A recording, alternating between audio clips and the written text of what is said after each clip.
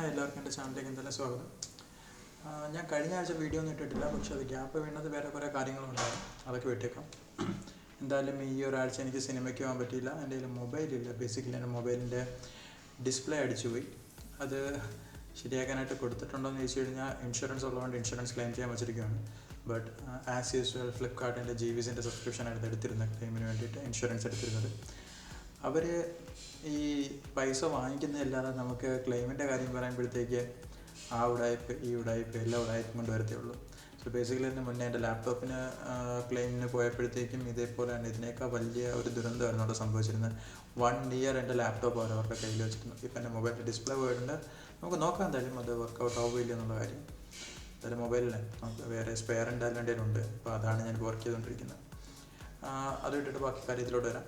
എൻ്റെ channel video ഇഷ്ടപ്പെടുകയാണെങ്കിൽ തീർച്ചയായും സബ്സ്ക്രൈബ് ചെയ്യുക. സബ്സ്ക്രൈബേഴ്സ് എനിക്ക് ആവശ്യമുണ്ട്. ഇപ്പം 131 സബ്സ്ക്രൈബേഴ്സേ ഉള്ളൂ. പിന്നെ ഇന്ന് എന്താ ടോപ്പിക് എന്ന് വെച്ച് കഴിഞ്ഞാൽ വേറൊന്നുമല്ല, അനിമയാണ്. ഞാൻ ഈ കഴിഞ്ഞ ആഴ്ച 3 അനിമ ഇരുന്ന് കണ്ടു. 3ഉം സൂപ്പറാണ്. ആക്ച്വലി ഡിമൺ സ്ലെയർ ഞാൻ ഫോളോ ചെയ്ത് വന്നിട്ട് ഞാൻ എൻ്റെ പുതിയ സീസൺ ഇറങ്ങിയിട്ടുണ്ടായിരുന്നു. അത് കണ്ടിന്യൂസ് ആയിട്ടിരുന്ന് കണ്ടു തീർത്തു.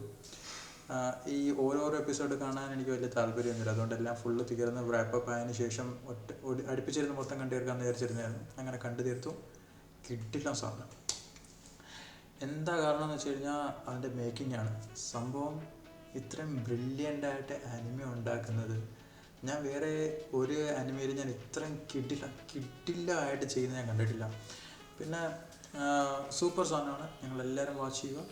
പിന്നെ ഞങ്ങൾക്ക് ഡിമോൺ സ്ലെയർ അല്ലാതെ ഇപ്പോൾ പുതിയതായിട്ടൊരെണ്ണം കൈജു നമ്പർ 8 എന്ന് പറഞ്ഞിട്ട് പുതിയ ഒരെണ്ണം തുടങ്ങിയിട്ടുണ്ട്.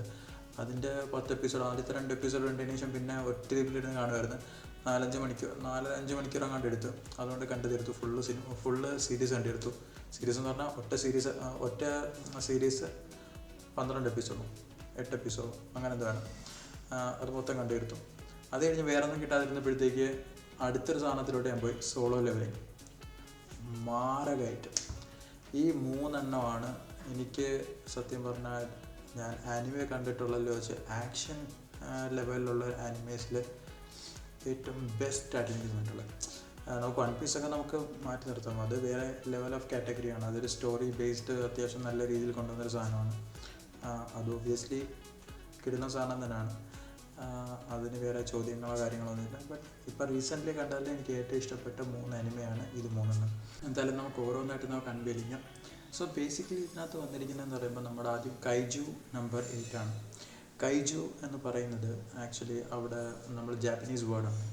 അത് നോർമലി നമ്മുടെ സിനിമയിലൊക്കെ നമ്മൾ യൂസ് ചെയ്തുകൊണ്ടിരുന്നതെന്ന് പറയുന്നത് ഗോഡ്സില കാണിക്കാൻ വേണ്ടിയിട്ടാണ് കൈജു എന്ന് പറഞ്ഞ വേർഡ് യൂസ് ചെയ്തിട്ടിരുന്നത്. But basically it just means monsters. അപ്പോൾ ഈ മോൺസ്റ്റേഴ്സ് എന്ത് ചെയ്യുമെന്ന് വെച്ചാൽ ഞാൻ സ്പോയിലേഴ്സ് ഒന്നും പറയുന്നില്ല. ബേസിക്കലി മോൺസ്റ്റേഴ്സ് കുറേ ലെവൽസ് ഉണ്ട് അവർക്ക്. അങ്ങനെ ചെറിയ ലെവലിൽ കുറച്ച് എനർജി ഉള്ള, വലിയ ലെവലിൽ കൂടുതൽ എനർജി ഉള്ള, അതേമാതിരി തന്നെ ഈ മോൺസ്റ്റേഴ്സിനെ ഹണ്ട് ചെയ്യുന്ന ആൾക്കാരുണ്ട്. സോ അവർ തമ്മിലുള്ള ഒരു ക്ലാഷും അങ്ങനെയുള്ള സംഭവമാണ് അതിനകത്ത്. ബേസിക്കലി മോൺസ്റ്റേഴ്സിന് കുറച്ച് പവർഫുള്ളായിട്ടുള്ള മോൺസ്റ്റേഴ്സ്, ഇൻ്റലിജൻ്റ് ആയിട്ടുള്ള മോൺസ്റ്റേഴ്സ് ഉണ്ട്, അങ്ങനെയുള്ള കുറേ കാര്യങ്ങളുണ്ട്. ബേസിക്കലി നിങ്ങൾ കാണുമ്പോൾ അതിൻ്റെ പ്ലോട്ട് നിങ്ങൾക്ക് ഇഷ്ടപ്പെടും. കാരണം ഞാനിപ്പം അതിനെപ്പറ്റി പറഞ്ഞു കഴിഞ്ഞാൽ അത് സ്പോയിലറായപ്പം അതിനകത്ത് ഒരു വലിയ ടേണിംഗ് പോയിൻ്റ് ഉണ്ട്. സോ ബേസിക്കലി ആ ഒരു സംഭവമൊക്കെ നിങ്ങൾ ജസ്റ്റ് ഫസ്റ്റ് എപ്പിസോഡ് കഴിയുമ്പോൾ തന്നെ നിങ്ങൾക്ക് അതോട് ക്യാച്ച് ചെയ്ത് പോകാൻ പറ്റും.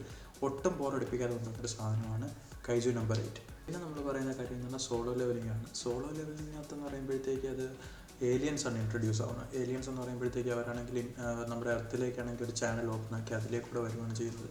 ഡഞ്ചിയൻ എന്ന് പറയും. ആ ഡഞ്ചനിൽ കൂടെയാണ് അവർ എൻട്രി അടിക്കുന്നത്. സോ ഈ ഡഞ്ചനിൽ നമ്മുടെ ഈ ഏലിയൻസ് വരുന്ന സമയത്താണെങ്കിൽ നമ്മുടെ എർത്തിലുള്ള പല ആൾക്കാർക്കും പല രീതിയിലുള്ള പവേഴ്സ് ഓട്ടോമാറ്റിക്കലി വരും. ആ പവേഴ്സ് എന്ന് പറയുമ്പോൾ ആ ഒരു ലെവല് അവർക്ക് ഇൻട്രൊഡ്യൂസ് ആയി കഴിഞ്ഞ് കഴിഞ്ഞാൽ ആ ലെവലിൽ തന്നെ മാത്രമേ നിൽക്കത്തുള്ളൂ. അതിന് മുകളിലോട്ട് ആ ലെവല് അവർക്ക് ഇൻക്രീസ് ചെയ്യാൻ പറ്റത്തില്ല എത്ര ട്രെയിനിങ് ചെയ്താലും. പക്ഷെ ആ ലെവലിൽ തന്നെ നിന്നുകൊണ്ട് അവർക്ക് അവരുടെ ട്രെയിനിങ് മികവ് വെച്ചിട്ട് അവരുടെ സ്കിൽസ് ഇമ്പ്രൂവ് ചെയ്യാം. അതാണ് ഇതിനകത്ത് ഇത് പറയുന്നത്. അപ്പം ഇതിനകത്ത് ഒരു ക്യാരക്ടറുണ്ട്. ആ ക്യാരക്ടർ എന്ന് പറയുമ്പോഴത്തേക്ക് ഭയങ്കര ഏറ്റവും താഴത്തെ ലെവലിലുള്ള പവറാണ് കിട്ടുന്നത്. അത് കഴിഞ്ഞിട്ട് ഒരു ഡഞ്ചനിൽ പോകുമ്പോഴത്തേക്ക് ഒരു എൻകൗണ്ടറിന് ശേഷം അദ്ദേഹത്തിന് എന്തൊക്കെയോ കുറച്ച് കാര്യങ്ങളൊക്കെ ചേഞ്ചസ് വരും. ഞാൻ പറഞ്ഞില്ല, ഫസ്റ്റ് എപ്പിസോഡ് ഞാനിങ്ങനെ ബോറടിച്ചിരുന്ന് കണ്ട് എനിക്ക് ഒട്ടും ഇഷ്ടപ്പെട്ടില്ല. അവരും ഓഫ് ചെയ്ത് വെച്ചൊരു സാധനമാണത്. പക്ഷേ അതിൻ്റെ ക്ലൈമാക്സ് കണ്ടപ്പോഴത്തേക്കാണ് എനിക്കത് ക്ലച്ച് പിടിച്ചത്. പിന്നെ അങ്ങോട്ട് ഒറ്റയിരിപ്പിന് കാണുന്നത്. അത്രയ്ക്ക് സൂപ്പറായിട്ടുമാണ് നിങ്ങൾക്ക് എന്തായാലും ഇരുന്ന് കാണാൻ പറ്റും. ഒട്ടും ബോറടിപ്പിക്കത്തില്ല. സെയിം ലൈക്ക് കൈജു നമ്പർ 8, ഇതും ബോറടിപ്പിക്കാത്തൊരു സാധനമാണ്. തുടക്കം തൊട്ട് അവസാനം വരെ നിങ്ങൾ എൻജോയ് ചെയ്ത് തന്നിരുന്ന് കാണും. പിന്നെ വരുന്നത് ഡെമൺ സ്ലെയറിനെ പറ്റി നമ്മൾ കൂടുതലൊന്നും പറയേണ്ട കാര്യമൊന്നുമില്ല. അത് വേൾഡിലെ തന്നെ വൺ ഓഫ് ദി ബെസ്റ്റ് എന്ന് പറഞ്ഞാൽ ഇഷ്ടം പോലെ അവാർഡ് വാങ്ങിച്ചു കൂട്ടിയിട്ടുള്ളൊരു അനിമയാണ്. അതേമാതിരിയാണ് അതിൻ്റെ ആക്ഷൻ സീക്വൻസ് വരുന്നത്, അതേമാതിരിയാണ് അത് എടുത്തിരിക്കുന്നത്, അതിൻ്റെ സ്റ്റോറി പ്ലോട്ട് പോകുന്നത് അതേമാതിരിയാണ്. എല്ലാ കാര്യങ്ങളും കൊണ്ടും അത് ഏറ്റവും വൺ ഓഫ് ദി മികച്ച എന്ന് പറഞ്ഞാൽ വേൾഡിൽ തന്നെ ഏറ്റവും കൂടുതൽ ആൾക്കാർ ഇഷ്ടപ്പെടുന്നതും കാത്തിരിക്കുന്നതുമായിട്ടുള്ള ഒരു അനിമയാണ് ഡെമോൺ സ്ലെയർ. അതിൻ്റെ ഓരോ സീസൺ ഇറങ്ങുമ്പോഴത്തേക്കും ആൾക്കാർ തിയേറ്ററിൽ പോയി കാണാറുണ്ട്. അങ്ങനത്തെ ഒരു സാധനമാണ്. അതിനെപ്പറ്റി കൂടുതൽ ഞാൻ വിവരിക്കേണ്ട കാര്യം പോലും ഇല്ല. ബേസിക്കലി കുറേ സീസൺസ് അതിൽ ഇറങ്ങിയിട്ടുണ്ട്. ലാസ്റ്റ് എന്താ പറയുന്നത്, ഇപ്പം ഈ അടുത്ത് ഇറങ്ങിയതാണ്. അത് കംപ്ലീറ്റ് ആയിട്ടുണ്ട്. നല്ല കിട്ടുന്ന സാധനമാണ്. നിങ്ങൾ തുടക്കം തൊട്ട് അവസാനം വരെ കാണുക. ഡിമൺസാണ് അതിനകത്ത് വരുന്നത്. അവരെ ഹണ്ട് ചെയ്യുന്ന കുറേ ആൾക്കാരുണ്ട്. സോ അതിനകത്ത് ഡിമൺസിനാണ് സുപ്രീമസി കൂടുതൽ കൊടുത്തിരിക്കുന്നത്. ഭയങ്കര പവർഫുള്ളാണ് ഡിമൺസ്. അതുകൊണ്ട് തന്നെയാണ് ഇതിൻ്റെ ആക്ഷൻ സീക്വൻസ് എല്ലാം നമുക്ക് ഇഷ്ടപ്പെടുന്നത്. ഓരോ ഡിമൺസിനും അതിൻ്റേതായ പ്രാധാന്യം കൊടുത്തിട്ടുണ്ട്. അതേമാതിരി ഓരോ ഹണ്ടേഴ്സിനും അതിൻ്റേതായ പ്രാധാന്യം കൊടുത്തിട്ടുണ്ട്. എന്തായാലും ഇരുന്ന് കാണുക, കിട്ടുന്ന സാധനമാണ്. അനിമയുടെ കാര്യങ്ങളുമായിട്ട് ഇനി ഞാൻ പിന്നെയും ചർച്ചയിൽ വരുന്നുണ്ട്. ഓരോ അനിമ ഞാനിപ്പോൾ കണ്ടു തീർക്കുമ്പോഴത്തേക്ക് അതിൻ്റേതായിട്ടുള്ള ചർച്ചയുമായിട്ട് ചിലപ്പോൾ ഒരു 3-4 വീക്സ് ഇടവിട്ട് ഞാൻ ഇങ്ങനെ 2-3 അനിമ ഞാൻ എന്തായാലും ഇൻട്രൊഡ്യൂസ് ചെയ്യാം. അനിമ ഇഷ്ടപ്പെടുന്ന ആൾക്കാർക്ക് എന്തായാലും ഫോളോ ചെയ്യുക, സബ്സ്ക്രൈബ് ചെയ്യുക. പിന്നെ വന്ന് നോക്കിക്കഴിഞ്ഞാൽ നല്ല നല്ല സജഷൻസ് എന്തായാലും ഞാൻ തരാം. പിന്നെ സിനിമയ്ക്ക് പോകാത്തത് മൊബൈലിൽ ഡിസ്പ്ലേ ഇല്ല. എന്തായാലും അത് ഇപ്പോൾ എന്തായാലും റീപ്ലേസ് ആയി കഴിയുമ്പോഴത്തേക്ക് ഞാൻ പിന്നെ സിനിമയ്ക്ക് പോകുന്നതായിരിക്കും. അത് കഴിയുമ്പോൾ നമുക്ക് സിനിമയുടെ റിവ്യൂ ആയിട്ട് പിന്നെയും മുന്നോട്ട് പോകും. അപ്പോൾ എന്തായാലും അത്രേ ഉള്ളൂ ഇന്നത്തെ എപ്പിസോഡിൽ. എന്തായാലും അടുത്ത എപ്പിസോഡ് നമുക്ക് നെക്സ്റ്റ് വീക്കിൽ നമുക്ക് പിന്നെയും കാണാമെന്ന് ഞാൻ വിശ്വസിക്കുന്നു. അപ്പം എന്തായാലും signing out. Thank you. Just 1 minute കൊണ്ടൊന്ന് വെയിറ്റ് ചെയ്യുക.